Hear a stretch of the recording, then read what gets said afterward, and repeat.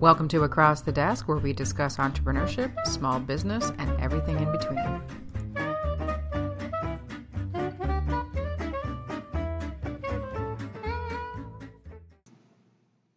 Hey, it's Elizabeth Blue, and welcome to Across the Desk. Today's Entrepreneurial Entrails. And a few months ago, I attended a fantastic event over at the DeGroote School of Business. And it was a showcase on the executive leadership development courses that were available through DeGroote. So glad I went. There was a fantastic keynote, Sid Ridgely, and he's one of the instructors at McMaster at the DeGroote School of Business, who's going to be providing some of these courses. And their offerings are really interesting, and anything to do with education, I always get kind of excited about. And I have, in fact, budgeted that into my time and my overall operating budget for my business, my current business. And so why do I do that? Well, one is I've always been interested in learning. I was one of those weird kids who, come the end of August, when we got to go school supply shopping and whatever, I was really stoked to go back to school. At the same time, I got really bored and frustrated by about, October. But I've always been intrigued with learning. I've always wanted to learn new things. I've always wanted to solve why and do improvements and whatever. And of course, as I aged, I also got really into personal development. Why? I don't know. Part of it is because I have a bit of a quirky personality that can rub people the wrong way. And I kind of got tired of pissing people off. So I thought, I better do something about that. And so not only did I start investigating why I am the way I am, I investigated ways of being better. And not that there's anything wrong with myself or whatever, but I really like talking to people. I like building relationships. I like connecting people. And if I come across as bossy or some other antagonistic personality characteristic, then that gets in the way of doing that. So for many, many years, I've read a huge variety of books. I've gone and done courses. I've listened to podcasts and done online courses and attended little workshops and done all kinds of things. And one of the points that Sid Ridgely brought up during his talk was the difference between education and personal development. And how, we're in a bit of trouble if we don't have a balance of the two. I'm an entrepreneur. I'm a serial entrepreneur, just in the process of, actually, I have launched my new business, which is a tech startup. It's still, it's in development and things are going along. So it doesn't impact my existing business, which is a communications business. But I need to learn for both of those, right? So that falls under education. And one of the things that I found, before I get too far into that, is to differentiate between personal and professional development. And maybe most people understand the difference. And the way Sid put it was really good.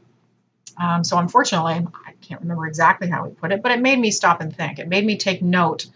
I must have taken 3 or 4 pages of notes during his talk, and that was one of the ideas that popped out. And another thing to support that is recently Spark the Change Toronto wrapped up in June, and we had an amazing speaker, Lauren Waldman, who is the learning pirate, and she has done a lot of training on neuroscience and how that affects behavior and organizational change and all of that. And she talked about how businesses fail to build development, personal or professional development, and continued learning into their business plan. And I thought that was genius. I have worked for organizations who have had an education fund, but I think it was there more as a, like we gotta versus we actually believe in doing this. When I worked for Girl Guides of Canada, which was fantastic, one of my best jobs, I was a unit coordinator, and there was a ton of online training that you could do, both for your job and for personal development, because I was also a Girl Guide leader. And so there was stuff that had to do with communication skills and managing challenges and what have you. And there was also things and ways to deliver better program. I did all of them. I love them. It was fantastic. Then I worked for another organization, Haltech, which is a regional innovation center, and also an education fund. And I decided to do the fundamentals of project management. But it was really interesting because at Girl Guides of Canada, it was strongly encouraged to do these trainings. Obviously not in place of doing your job, because you were allowed to do some of them during office time if it was slow. But when I went to Haltech and wanted to take advantage of this education fund, the reception was completely different. And the executive director was really not enthusiastic about this and really wanted to tightly control what I was learning and why I was learning it and how did it affect my job and all the rest of it. Which, believe me, I understand those are valuable things. And you have to watch the budget and make sure that somebody's not doing basket weaving 101. However, I think if one of your employees comes to you and they have a desire for continued learning, that needs to be nurtured. And yes, definitely. I mean, you don't want to waste your money, so you do want to have a look at what they're doing.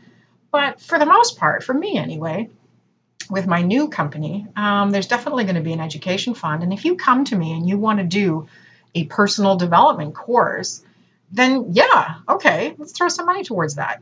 Maybe not as much as it would be if it was a skills development, a professional development course, but definitely something. I want to encourage people to learn. I want them to know that I value that they're doing that and that I'll support them with it. So there is a website, Braylano Learning, and it's Brayleno Learning. It's out of the UK. And there's a blog post here, and it's what's the difference between personal and professional development. So I'm just going to read a quickie thing from there. There is a difference between personal development and professional development. And of course, I don't have my glasses on. And it's easy to get caught in the crossfire of the two when looking to further your skills. But there is a huge crossover between them as well. So what are the main differences? Professional development involves developing yourself in your role to entirely understand the job you do and how you can improve. It involves enhancing the necessary skills to carry out your role as effectively as possible, and it's something that will continue throughout your working life.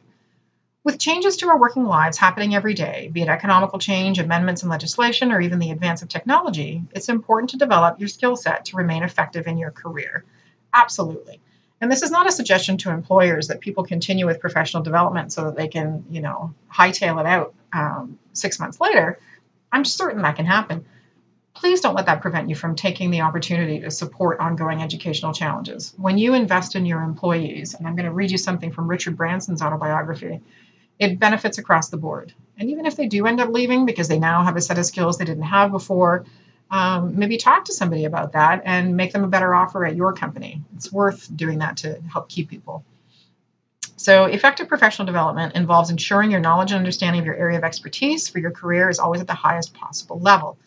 It is the acquisition of skills and knowledge for career advancement, but it also includes an element of personal development. So what they're saying here for professional development, examples for that are IT training, health and safety, accountancy or budgeting, other topics were leadership and communication skills, handling HR challenges, things like that. So personal development is a little bit different, still fantastic though. When you think of personal development, think about what skills you need to accomplish the results required, both in your role and for life in general. It's about improving your talents and potential, both in and out of the workplace. By having a thorough understanding of what you need to achieve and how to achieve it, you can develop the necessary skills by way of a solution. And so their example here is about two people who have fantastic professional development skills. So they're terrific in accounting and whatever. But the problem is that they encounter conflict a lot with colleagues when they're talking about projects for a variety of reasons. They have conflict with moving projects forward with each other. And so some personal development is needed around their communication skills, how they manage deadlines, time management, obviously, and a variety of other things. So they say some examples of personal development are leadership training, management training, time management, handling difficult situations and conflict management, communication skills. And I think that's a really important distinction.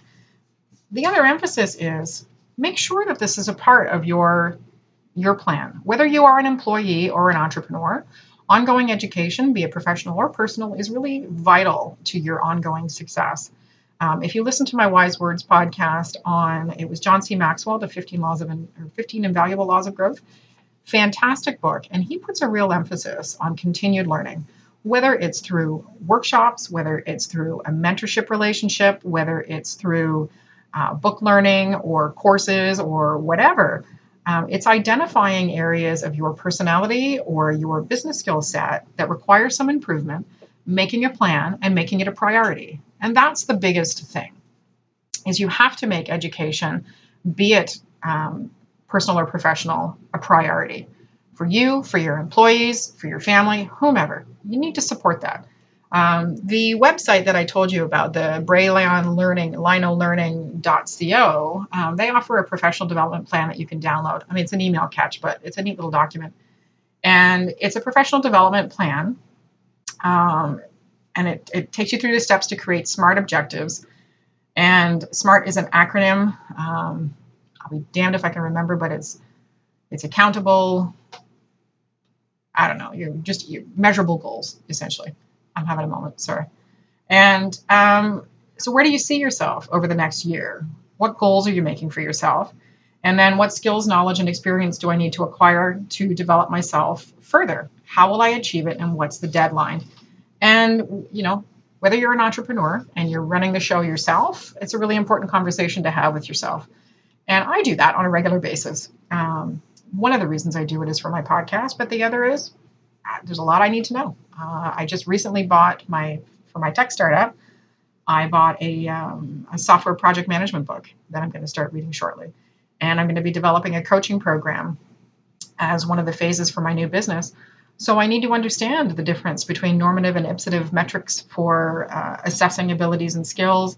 I need to understand the psychology behind coaching. I need to understand all of those things that need to be in place to work with a professional who knows what they're doing to develop the coaching plan that would work well with my tech company. When you hand over all the power and all the information and all the knowledge to a third party and you don't bring anything to the table for that, from my perspective anyway, you're not going to end up with exactly what you need. So it behooves you when you are developing something and working with a third party to bring as much knowledge to the table as possible. And a few months ago, I finished reading Richard Branson's Like a Virgin, Secrets They Won't Teach You at Business School. And one of the chapters is called Good Training is Good Business. And this book it's a really interesting read. If you haven't read any of Richard Branson's stuff, it's definitely worth a look. I really enjoyed it, and he's an intriguing man. I'm telling you, those questions they ask with 10 people you could invite to dinner. Oh man, would he be on the list? Just because he'd be a hoot, and he's so smart. It's kind of crazy. So he wrote a newspaper column for a while. So some of the chapters in here are based off that newspaper column. And he says, when does your staff find time to pursue further training? Do you allow them to do this during the normal office hours, or must they do it over the weekend? At our business, we struggle to find time for education during office hours. And his answer is, I probably won't read the whole thing, but anyway, ensuring that your team has the tools needed to succeed in an increasingly competitive and challenging marketplace is key for startups and emerging companies, as is developing and retaining a strong, stable workforce. This often makes the difference between success and failure. But it can be a challenge, since businesses fighting to gain a foothold in their markets can rarely afford for their staff to take time off for training purposes. Many do not have enough people to cover for missing workers. Starving your team of training, however, is a false economy. As you build your business, you'll make investments in many different areas so that it can improve and develop. Investments in your staff should be at the top of your list. Finding a good solution will help you to establish your reputation in your industry. It is almost always best to be known as a progressive company with a strong focus on training, the flexibility to accommodate employees' needs, and the guts to stick by them through thick and thin.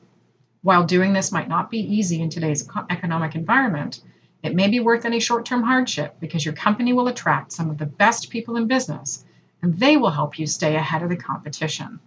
And he goes on to talk about the fact that Virgin, they have a very strong education-based culture, and how crucial that is. And he is a lifelong learner. He's also dyslexic, which is interesting. So despite challenges, he continues to place value on education, which I just love. So if this has got you thinking, when was the last time you took a personal inventory and kind of went, am I complacent at my job? Is there a way I could be doing my job better? Do I want to turn my job into a career? And if so, what do I need to learn to do that? And in this day and age where there's a market difference in the marketplace and jobs available, you got to step up. You got to find a way to, show that you're dedicated to what you're doing. And it also does provide a stepping stone to your next career path. And likewise, as an entrepreneur, if you pass all of the difficult things that you don't know onto other people to do, then how do you know if things are going wrong? So if you pass all of the, I'll use my example. If you're in a software development situation and you pass all of the knowledge on to a third party, how can you tell if things are going sideways? If you don't take some time to learn about accounting and finance and predictive spreadsheets and all that good stuff, you might not realize you're in trouble until it's too late. And you can't blame that third party, right? It's on you. It's your baby. It's your company. You need to make the time to make it happen, to make that education. Likewise, if you're in a situation in an office environment and you're constantly running into conflict and being misunderstood, which was one of the reasons I launched in the whole personal development situation, I was having issues. It ends up you don't feel completely terrific about yourself. And I didn't like it. I didn't like making people feel uncomfortable. I didn't like being misunderstood. And I took steps to fix it. So, likewise, if you're running into stuff like that, if you're losing friendships all the time, if you're just struggling in general to get along in society, then maybe it's time to take a look at the common factor, which is you.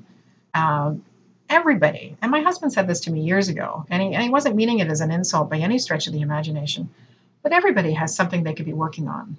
Everybody has a talent or a skill that could be developed more. Everybody's got something that they could be doing better.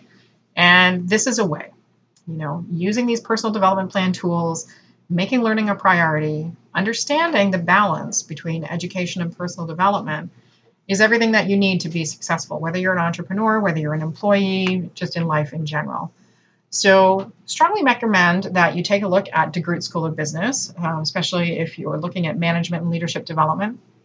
I've never been disappointed by anything that I've gone to there. It is on my agenda. There is a new course being offered there, which is being run by Disney. And it's about thinking outside the box and then how to communicate that, and which totally my jam. So it's on my bucket list to hopefully take that at some point. Creative Live is a fantastic resource for educational tools. There's tons out there. If you've taken a course recently and you've enjoyed it, whether it is professional development or personal development, I'd love to hear about it so we can share the resource. If you've got some bucket lists that you want to learn, bucket list items you want to learn about, and you're not sure how to get connected to the right resource, please leave it in the comments, and I'll be happy to try and find something for you. And as always, education is key. It's absolutely key. You've got to make it happen. You've got to make it a priority. Because if even Richard Branson says it's key to success, it's got some validity. Thanks very much for joining me today. I really appreciate it. Hoping to see you or talk to you soon on the next Entrepreneurial Entrails or Wise Words podcast. Drop me a line at Twitter, MCV Comms. You can visit mcvcommunications.ca, which is my website. And that's it. Hope you're having a fantastic day, and we'll talk soon. Bye-bye. Thank you for listening to Across the Desk. You can follow me on Twitter at MCVComms, Instagram at MCVCommunications, or visit mcvcommunications.ca to see where else I'm hiding out.